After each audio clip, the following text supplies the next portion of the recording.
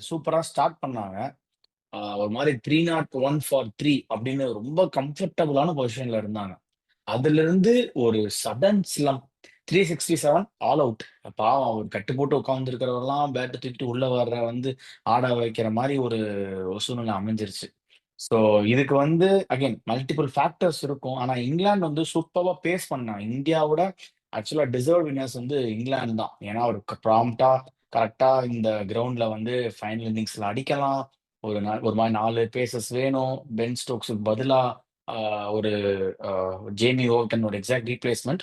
But ஒரு brave கால். ஒரு spinner ஒரு ஒரு ஸ்பின்னரே இல்லாம ஜேக்கப் பெத்தல மட்டும் நம்பி இந்த கண்டிஷன்ஸ் அவ்வளவுதான் இருக்கும். ஏன்னா நம்மளுமே ஜடேஜா, சுந்தர பெருசா யூஸே பண்ணல. தேவையே படல. யூஸ் பண்ண முடியல அந்த மாரி. ஸோ அப்படின்னு வந்தாங்க. But unfortunately Chris Woakes injury ஆனது இந்தியாவுக்கு ஒரு மிகப்பெரிய அட்வான்டேஜ்.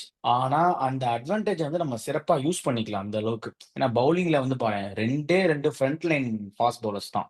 அது போக ஜேமி ஓவர்டன் நம்ம பென் ஸ்டோக்ஸ் கூட கம்பேரே பண்ண முடியாது. அவர் ஒரு மாரி ஒரு 50% ஃபில் பண்ணுவாரே தவிர, ஒரு 1 சேஞ்ச் பவுல், 2 சேஞ்ச் பவுல் அந்த மாரி தான். பட் அவர் நல்லாவே போட்டார். அவரோட இத தாண்டி நல்லாவே போட்டாரு. பட் ஆனா பென் ஸ்டோக்ஸோட சர்வ்ஸ பயங்கரமா மிஸ் பண்ணாங்க இங்கிலாந்து. ஏன்னா 2ண்ட் இன்னிங்ஸ்ல பார்த்தீங்கன்னா,